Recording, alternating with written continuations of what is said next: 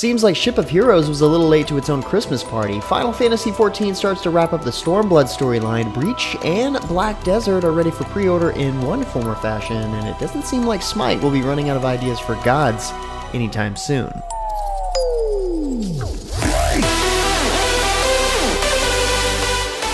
What's up, guys? Welcome to the new year, and like we always love to say, hopefully it's way better than the last. I'm James Milan with your weekly recap for gaming news and announcements of the week of January 11th, 2019. We've started gathering some of the news as the devs and the publishers drag themselves back to their desks and back to work. So first up in the news this year, the open world fantasy action MMO Black Desert Online is on its way to Xbox One on March 4th.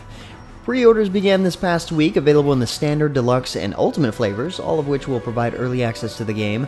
Owners of the Black Desert Ultimate Edition will get early access to the full launch of BDO on March 1st, 2019. Deluxe owners will be able to access it on the 2nd, while Standard users can log in on the 3rd, so not a huge gap between those start dates like there has been with head starts in the past. Also on console, the Fast and Furious Valkyrie is now live on Tera's PS4 and Xbox One client. The Valkyrie offers massive damage and rapid movement speed for players looking for a great burst damage character.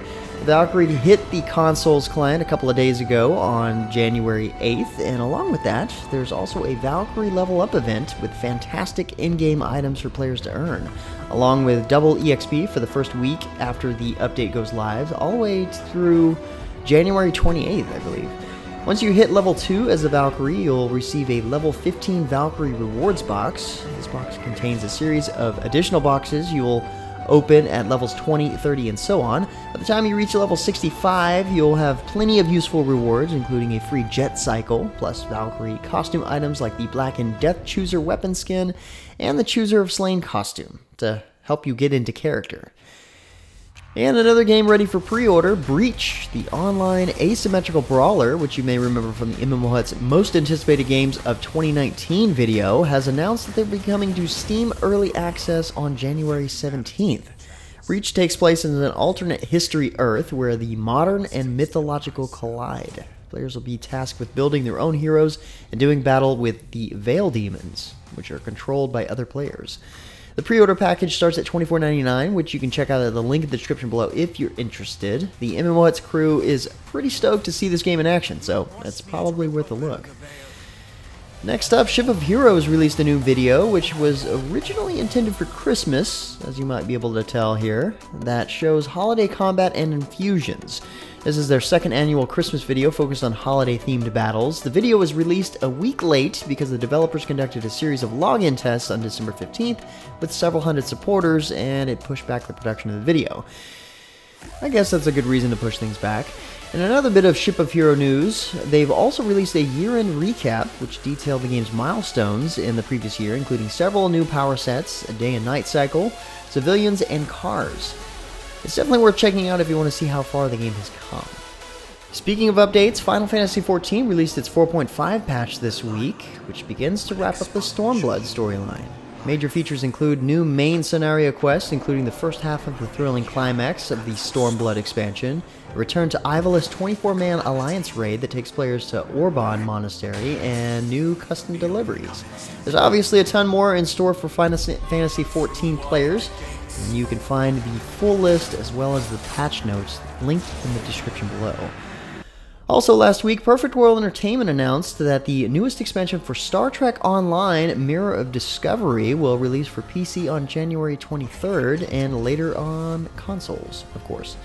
This release coincides with the return of our Star Trek The Worst Generation series here on the MMO Hut's YouTube channel.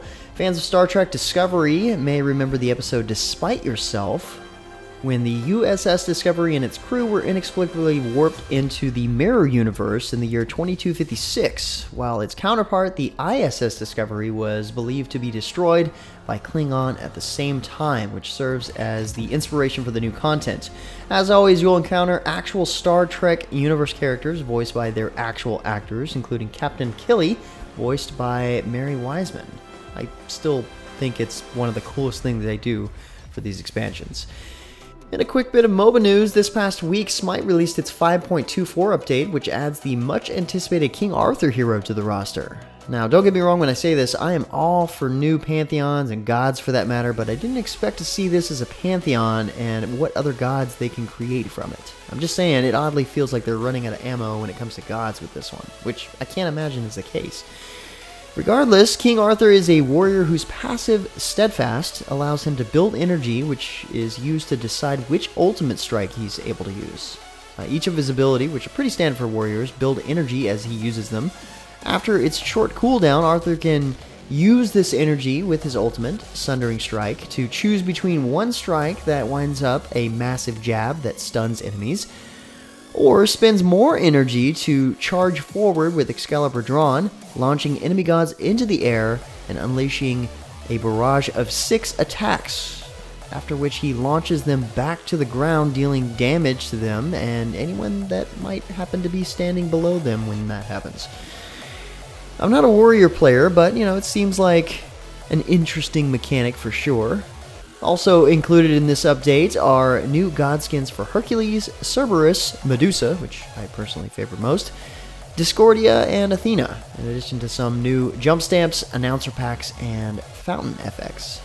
But finally, for our last bit of news, MapleStory 2 launched Phase 2 of the Skybound expansion this past week, with new single-player dungeons for players who reach Trusted status and a new Wrath of Infernog Chaos raid.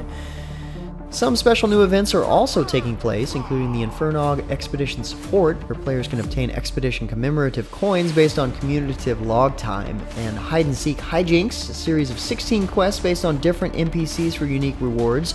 Players who became Friend of the Day and contributed to Quest Condition Check will get a buff. This and more was introduced recently. Head over to the site posted at MMOs.com for even more details.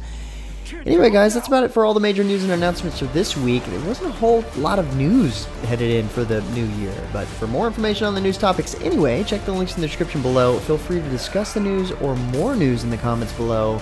Don't forget to like, subscribe, and share this video. But until next time, guys, that's going to be it for me. I'm James Blonde. See you out there, gamers. All will kneel before me or burn in hellfire.